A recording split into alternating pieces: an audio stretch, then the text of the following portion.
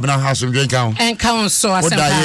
oh, my day, yeah, sorry, you know, so I am tell you, Cremo Pa. The body, and I pay also a heaty. But more quino, still a mugus on my giant. Omuguso, Omuguso, I won't hear me. Omuguso, and the cocker will say, Omocat is so cutting. And I said, and him say, I am no more Philly, baby, what's sending my okay. Oh, no more yam, but two some more ya, Umana, Asantia Faso. Now a continue. Monyan to a so. So they said they're quite a cry. Wow. Also, no much I say one fliffing no. Okay. Tino me a quina casana and namosono. Almost for Monsama and kind honor. It's yes, Yana and free fina womutuno. Yana womoshano mon fele chenchen and mayana yebre. Right. And easy bang bang bang bang bang bang. Now Udia could do. That deal. Bang bang in as a weekend body. I assume. Say a weekend can who's there to talk. I was CNN no for nyame amwakra na gene ho. Abusia 47 minutes after 6 me bacho channel so ma me say Honorable George Abuachi ahafo regional minister obe join here enche na fa ya twetwe komo afo regional minister ba question me na woman no metra ma bebre metro ni nyina dia mana ma hunu story bi o daily graphic no okay daily graphic we na poso tawtaw na ya sorry wonim say ECG name penyifo mu tia bedwakuo etena se di nkobohwe so mo nkokrobo ho na wo mo nkoye assessment ni o ma assess o mo fidie na assess no wo mo nkokeka mom no mo hwe ho asamo koye no wo mo assess o mo substations be say 81 na wo mo nyoma ni bi o mo fidie no na post no ni ade no ho akeka ya sa wo hwe eye sinto na abamu na ye kan ho sika be say 5 million Ghana cedis eka ene wo ho no say ye ka say ntino eno na wo mo say wo mo gusu didi won so substations no aye makomako ha ne aduana enson 147 na emu 81 na de wochi bako na nkrofo de omsa keka na mo de ekoso no ntino eno no ya san bako ha adwen na area so mo che so mo kwakwo di sa adwuma ekoye hyehyemu no aye so manya asra social welfare akwentema sawe ogome new so manya app abonse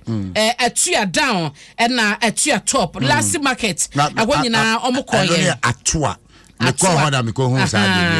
de eti eho nyina eti eye o rather ho atua ba ya omuye ni you ba atua nti wa woni mo de woni di no da se ewo yelo eho na hospital no hospital na meko mortuary ho no atua government hospital atua enti ano no sa na akwakosi enti mpanyefo hye senkita odi be koso ye na nyoma na assess no mo be sisi na nan na mo se kania na mo be so no da ban mo ka so mo chat to nyoma bia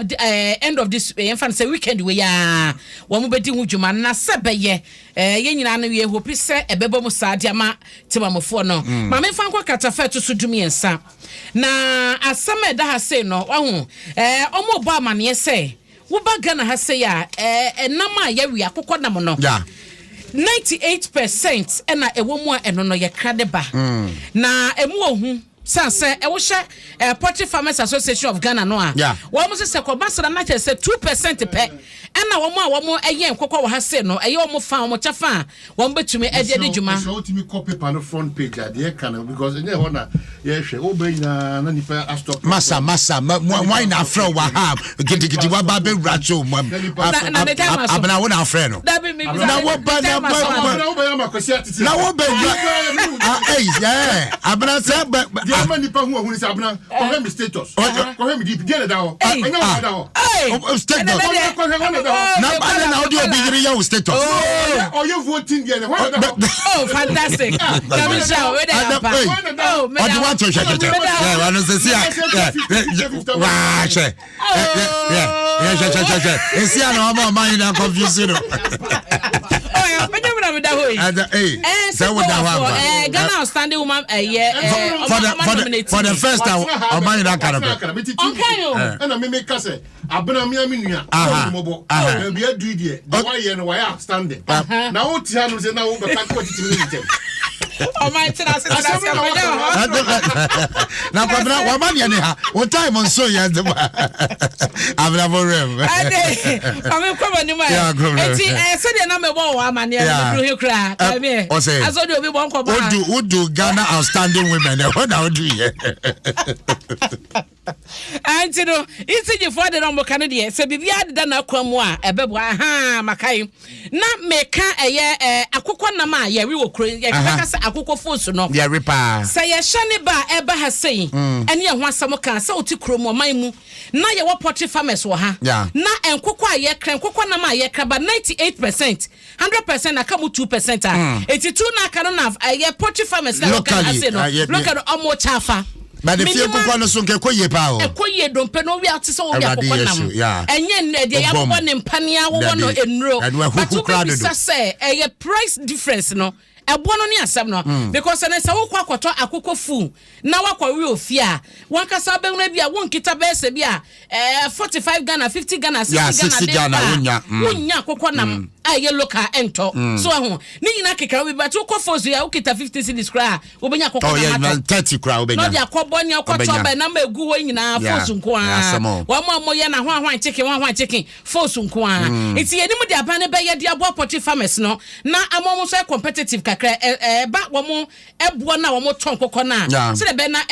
ebe meet de ye kraba no esan se ye abroso interno so ho asem e wo ha say na wonim se MPP amanyoko no ahyase ya ene womo kyese womo ede hihye be ye adwuma atwe binum aso esan se party no asemra kete dia to hono ma wo hye se wo bia se ne ye wo ho ya ana party ne wo ho na ye nyina ye so ye bo amane yi na enru so ma bia kwan se wo mo be bo dawro aye dede e dia fa nipa mo peso be frankatuni no wo bia be kwakọ jemba bia kwakasa e dia fa obi ho se wo no ene se fata no e wase party mra no ene wudi eti wo hye nkrata ba ya wo mato sade afa ekọ Vincent Asefua ya wo no kọ Otafo a wo ye wo mo emra hye bedwani e na ho sinadoye a wo mo nyina so eba abayi nsem bia no chi no wo ma tron krata de akoma yera lankwadwo chemanten ama no so de nanu ye abre party no na party ni so mo de hihye ne mra no eye adwuma wo mo hwe emobia emu mra no so esansa wo hye yera da ya na ma wo tu ye wo ka mo koye ye no party mpanyifo frɛ no che ne se de wo mo ye no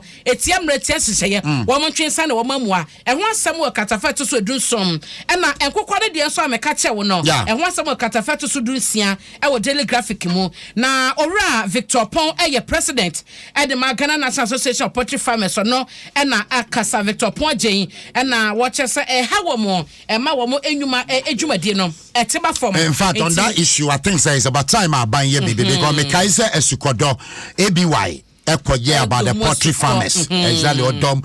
musuko parama agric ministry mo ba ye na mo born troka and 98% of nkoko aye wiye oh how ye krafi obi man so na de ba Ghana abra ye won nkoko wo man ye wo poultry farmers wo ha okay nti de be kan so mo tete o mo de no so mayen ye nim se ano so ka be ya na nya mo feed ni boarding eniani o mo bedi enura de be bo mo enso ni ade nya ne bo e bro bag ba ko enye easy o nti ba no sana only choice bia dan say obetum yeti o mase na I for Ghanaian Times and sorry so why I Ghanaian Times no ene ma me fa nko Ghanaian Times mu na da be me de guide mo be wi the guide be you sorry bi o guide mo a me pesa me boso pa na wonim se wo ba kratafa etoso me yesa ha se ya wasoafo no na hye nwuma ho sem so doctor ya o se yadutwum woda ha na say kasa daily guide dey amane say World Bank akacha soafo yi say $2.5 million awomo de bre no ya na womo ehwe say Ghana Knowledge and Skills Bank no womo de bedi ho dwuma aye no ene no sika no womo hu ba bia afa na Skills Bank no so womo hunu na kira kwan eno ti no sika no womo mra emebu ho akonta obeka nso say wasoafo we ya na san ba beto adwamri bi America kranie esa $1.2 million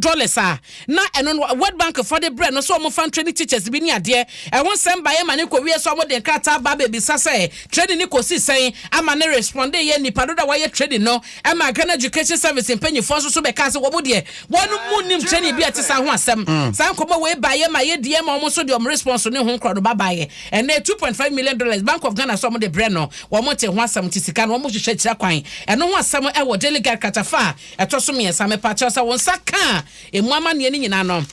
wo be kenkan e de mame na haruna ta na yire so na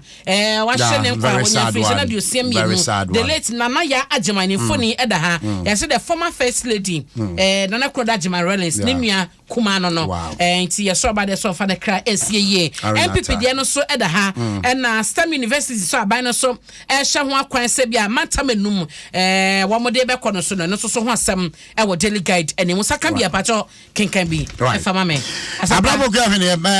yes sorry so no the Daily Statesman ekrame na wo share ni mo say massive development in Ahafo must attract investors. Now story no page 3 of the Daily Statesman. Now we share the photograph of the Honorable Regional Minister. It's Georgia Abuachi. Ewaha. Nyame chadia so wababe kaya. Anyway the fatu ni. I go me entina mafano. Na what be boy na. Yenti okase massive development there koso no. Ahafo entimo Regional Minister ba ye call for quick break ye babaka. Ye ni Ahafo Regional Minister Honorable Georgia Abuachi ebe chichin komo state